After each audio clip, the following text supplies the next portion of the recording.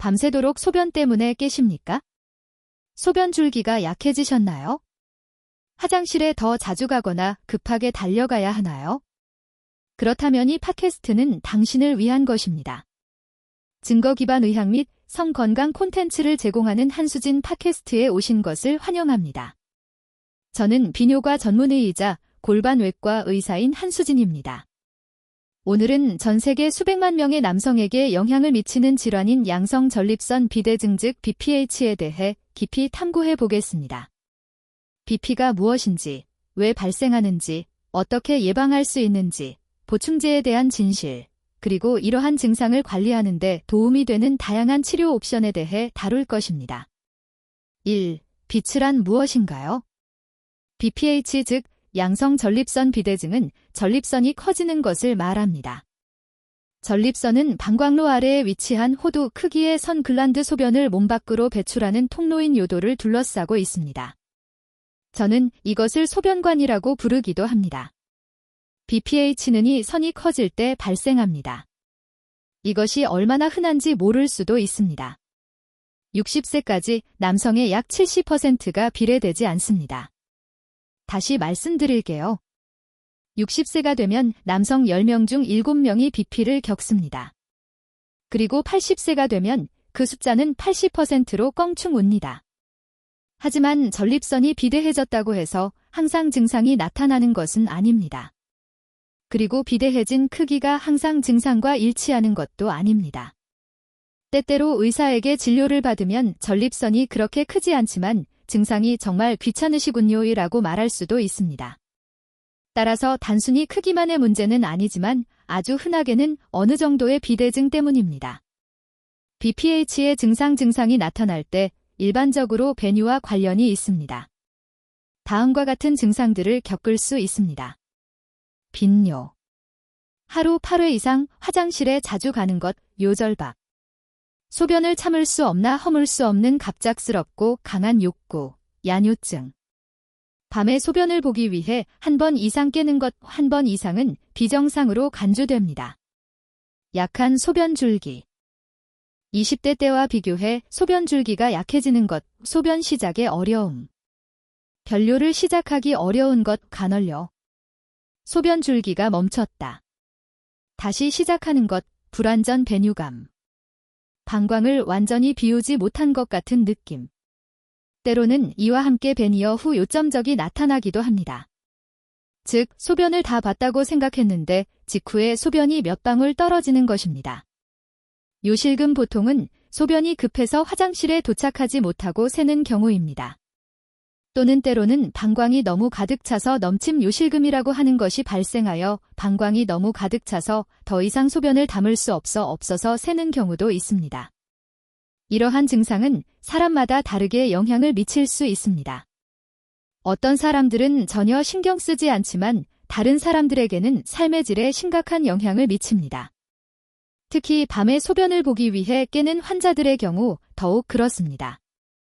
그들은 화장실로 가는 길에 넘어질 위험이 있으며 이는 특히 노인 환자에게 매우 우려스러운 일입니다. 왜냐하면 일단 넘어져서 그 낙상으로 병원에 입원하면 다음 1년 동안 사망 위험이 20%까지 증가하기 때문입니다. 이러한 낙상은 정말 심각합니다. 그래서 이것은 저에게 정말 큰 문제입니다. 그리고 두 번째로 잠을 제대로 못 잡니다. 계속 깨어나고 피곤하고 다시 잠들지 못하며 이것은 삶의 질에 정말 큰 영향을 미칠 수 있습니다. 또 한 가지 중요한 사실은 BP는 암이 아니라는 것입니다. 전립선이 크다고 해서 와서 암에 걸린 것은 아니며 전립선암의 위험을 증가시키지도 않습니다. 3. BPH의 원인 그렇다면 왜 BPH가 발생할까요? 과학을 좀 더 깊이 파헤쳐 봅시다. 양성 전립선 비대증은 복잡한 과정이며 호르몬, 유전 그리고 염증과 관련된 문제를 포함할 수 있습니다. 호르몬은 특히 전립선에서 중요한 역할을 합니다. 전립선의 형성 또는 크기는 DHT라고 불리는 것에 민감하다는 것을 알고 있습니다. DHT는 테스토테론의 부산물 또는 전환산물입니다. 전립선이 큰 일부 남성은 DHT 수치가 높지만 모든 사람이 그런 것은 아닙니다. 그리고 이것이 단순히 테스토테론 때문만은 아니라는 것을 우리는 압니다.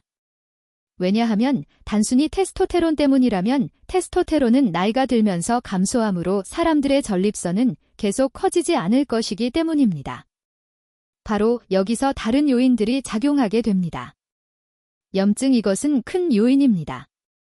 전립선의 만성적인 경미한 염증은 성장을 촉진할 수 있습니다. 그리고 이 염증은 다양한 원인에 의해 발생할 수 있습니다. 감염, 세균성 또는 바이러스, 전립선염 염증을 유발하는 일부 호르몬 변화 또는 자가 면역 변화, 그리고 전립선 미생물의 변화도 포함될 수 있습니다.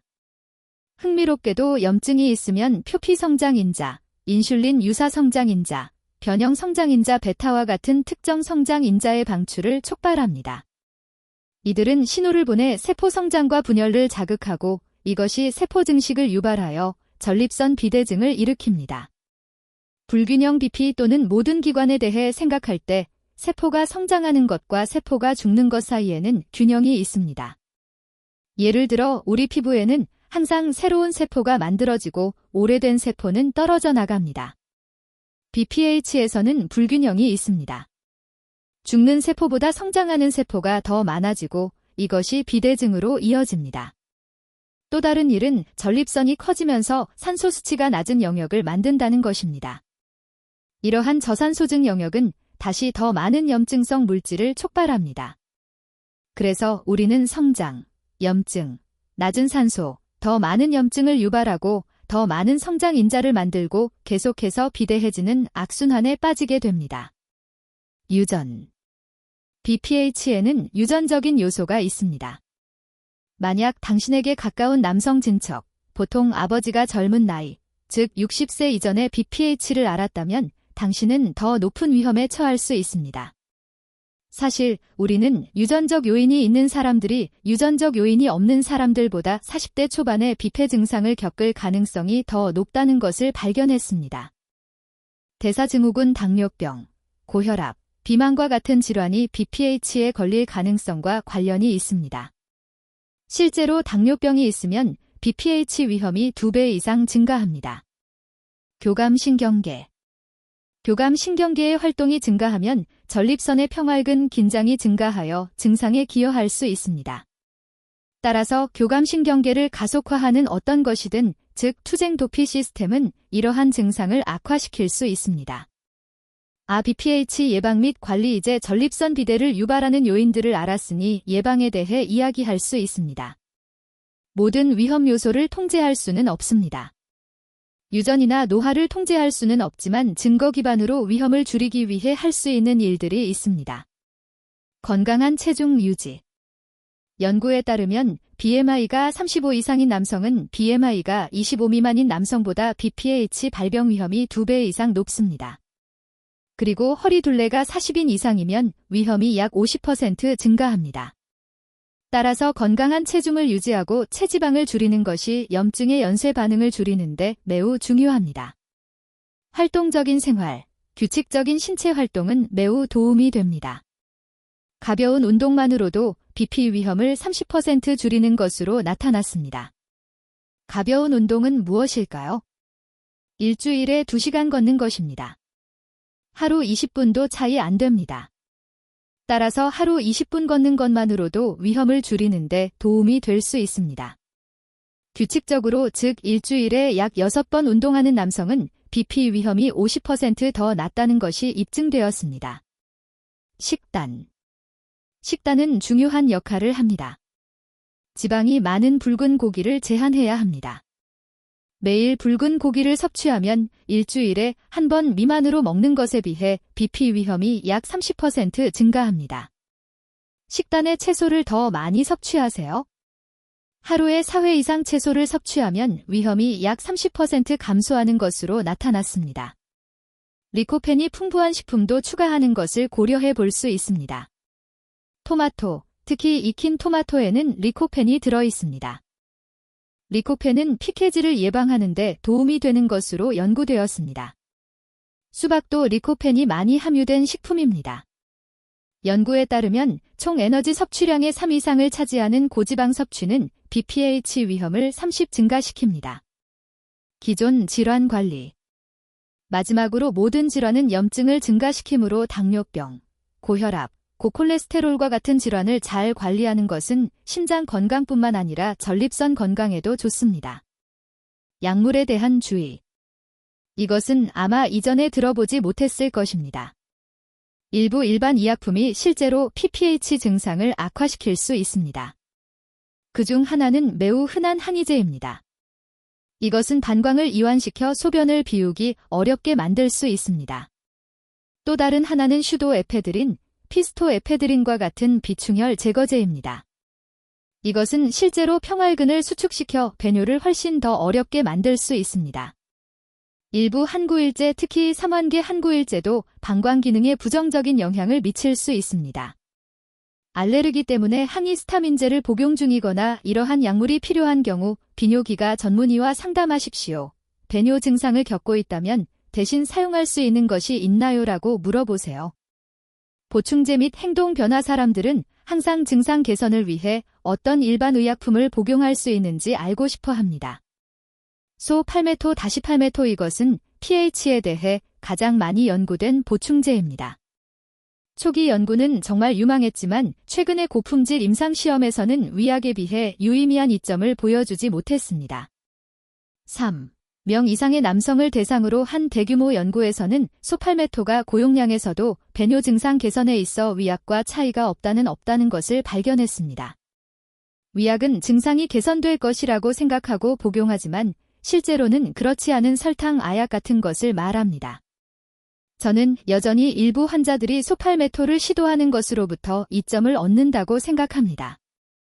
하지만 다시 한번 말씀드리지만 대규모 환자 집단에서는 이점이 없는 것으로 나타난 매우 강력하고 고품질의 연구들이 있습니다. 베타시토스테롤, 베타사이토스테롤 이 보충제는 데이터가 적습니다.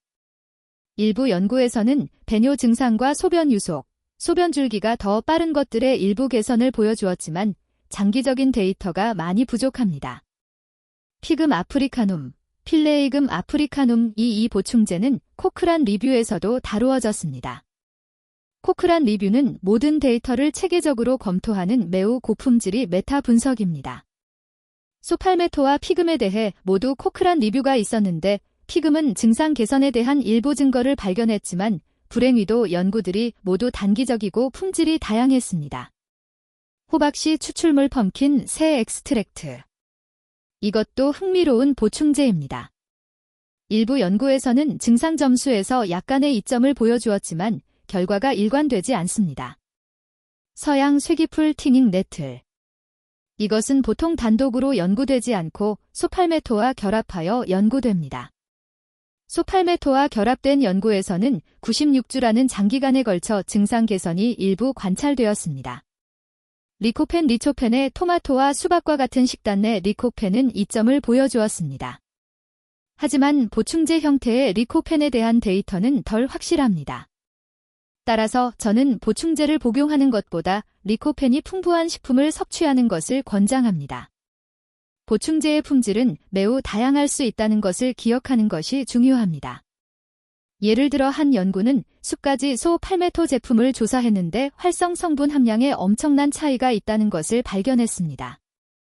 그래서 27개 중 17개만이 적절한 소-팔메토 보충제에 대한 기준을 충족했습니다. 10개는 그렇지 않았습니다. 그리고 여러분은 항상 천연이라고 해서 항상 안전하거나 효과적인 것은 아니라는 것을 기억해야 합니다. 저는 보톡스도 천연입니다. 환경에서 찾을 수 있지만 대용량 보톡스는 당신을 죽일 수 있습니다. 라고 말하곤 합니다. 따라서 보충제를 복용하기 전에 신중하게 생각해야 합니다.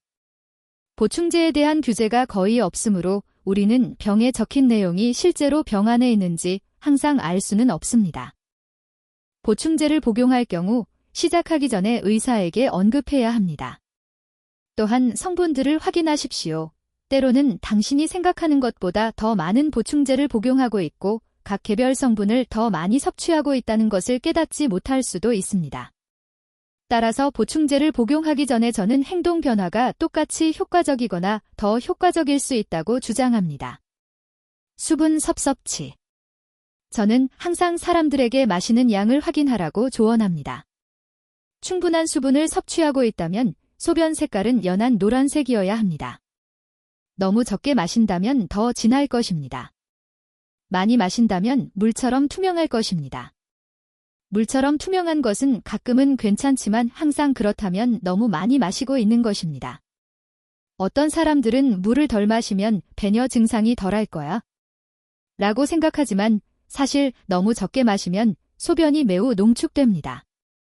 그리고 소변이 매우 농축되면 방광 내벽을 자극하기 시작하여 증상을 더욱 악화시킵니다. 식단 변화. 다음으로 제가 일반적으로 권장하는 것은 당신의 몸에 무엇을 넣고 있는지 확인하는 것입니다. 방광 내벽을 자극할 수 있는 것을 마시거나 먹고 있다면 며칠 동안만이라도 식단에서 그것들을 제거해 보는 것이 유용할 수 있습니다. 카페인은 가장 큰 범인입니다. 카페인은 커피와 채만 있는 것이 아니며 초콜릿이나 아이스크림 다른 많은 것들에도 들어있을 수 있습니다. 또 다른 범인은 알코올입니다. 술은 이뇨제이므로 사람들이 술을 마시면 더 많이 소변을 보게 됩니다. 하지만 방광 내벽을 자극할 수도 있습니다. 따라서 매일 저녁 식사 때 와인 한 잔을 마신다면 밤에 깨는 횟수에 기여할 수 있습니다. 방광을 자극할 수 있는 다른 것들로는 감귤류 과일과 주스 때로는 토마토 기반 제품 매운 음식 인공 감미료 그리고 탄산음료 등이 있습니다. 변비 관리. 많은 사람들이 변비가 실제로 방광 증상을 악화시킬 수 있다는 것을 깨닫지 못합니다.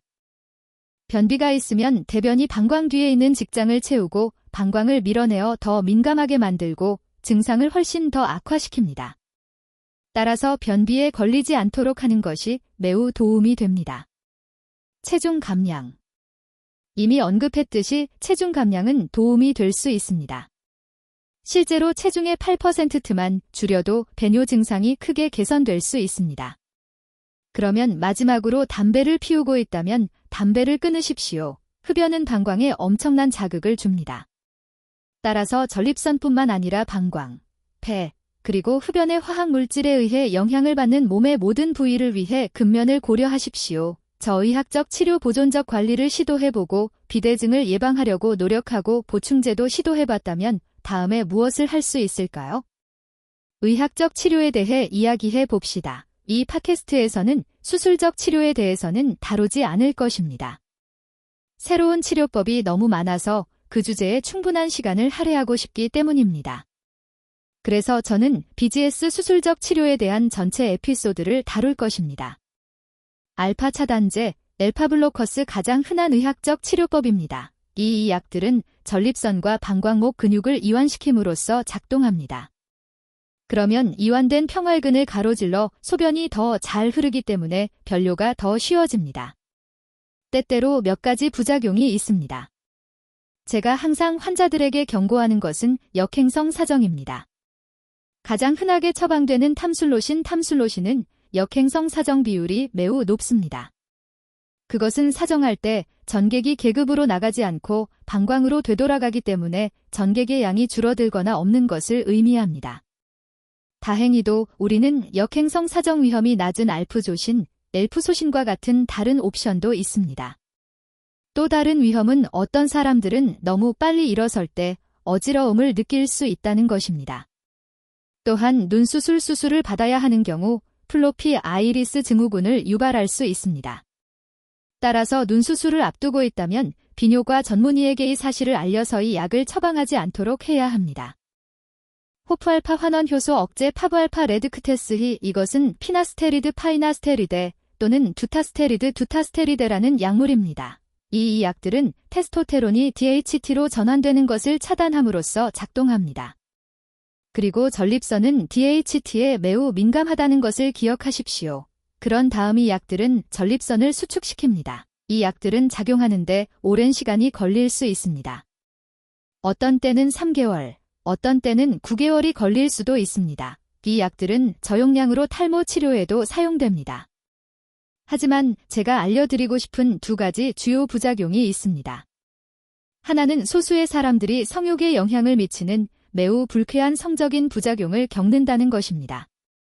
그리고 이것은 사라지는데 오랜 시간이 걸릴 수 있기 때문에 매우 심각할 수 있습니다. 또 다른 부작용은 이 약이 전립선암을 유발하지는 않지만 이 약을 복용하면 전립선암 선별검사인 PSA 수치를 절반으로 줄인다는 것입니다. 그리고 데이터에서 발견된 것은 이 약들을 복용할 때 전립선암에 걸리면 약을 복용하지 않았을 때보다 고등급 전립선암에 걸릴 가능성이 더 높다는 것입니다. 이것이 암을 유발한다는 의미는 아니지만 이러한 위험이 있습니다. 그리고 저는 그 이유가 PSA를 절반으로 줄이는 사실 때문이라고 생각합니다. 따라서 검사 목적으로 그 수치를 볼 때 당신과 당신의 의사는 그 숫자를 2배로 생각해야 합니다. 포스포디에스테라아 제5억제 PDE5 인히비터스 이것은 타다라필과 같은 약물로 우리가 밟기를 위해 사용하는 약물입니다. 하지만 저용량에서는 다시 평활근을 이완시켜 전립선 증상에 도움을 줍니다. 이것은 특히 발기부전과 BPH를 모두 앓고 있는 경우에 훌륭한 약물입니다. 한 가지 약물만 복용하면 2가지 모두에 도움이 되기 때문입니다.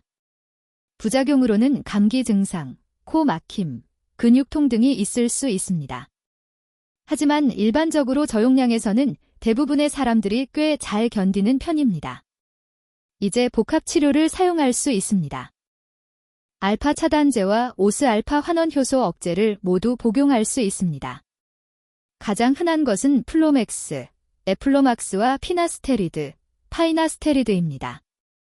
그리고 매우 좋고 확실한 임상시험에서 이것이 전립선이 크고 증상이 더 심각한 사람들에게 훨씬 더 좋다는 것을 보여주었습니다. 따라서 의사와 상담하십시오. 수술을 피하고 싶다면 의료요법을 최대화하고 있는지 확인하십시오. 약물의 용량을 더 높이거나 한 번에 2가지 이상의 약물을 복용하여 수술 없이 증상을 개선할 수 있는지 알아볼 수 있습니다. 좋은 소식은 이제 비대대한 선택지가 매우 많아졌다는 것입니다. 시술이든 수술이든 증상 완화를 돕는 방법들이 많습니다. 따라서 약을 복용하는 것이 싫거나 약을 복용하고 싶지 않다면 이것은 고려해 볼 만한 훌륭한 옵션입니다. 만약 이 팟캐스트가 마음에 드셨다면 사용 중인 팟캐스트 플랫폼에서 제 팟캐스트를 구독하거나 팔로우하거나 제 유튜브 채널을 구독해 주십시오. 모든 수술 옵션에 대해 깊이 있게 다룰 것이기 때문입니다. 데이터를 검토하고 각 옵션 후 정확히 무엇을 기대해야 하는지 알려드릴 것입니다. 그리고 수백 수천 건의 수술을 해온 세계 전문가들을 초대하여 이러한 최신 옵션에 대해 직접 이야기를 나눌 수도 있습니다. 여러분, 오늘 한수진 팟캐스트 에피소드에 함께 해주셔서 감사합니다. 이 에피소드가 도움이 되었다면 저에게 큰 호의를 베풀어 이 팟캐스트를 태그하고 스크린샷을 찍어 친구와 동료들에게 공유해 주십시오. 저는 모두가 100% 무료인 고품질 교육 콘텐츠에 접근할 필요가 있다고 생각합니다. 이것이 제가 이 일을 하는 이유입니다.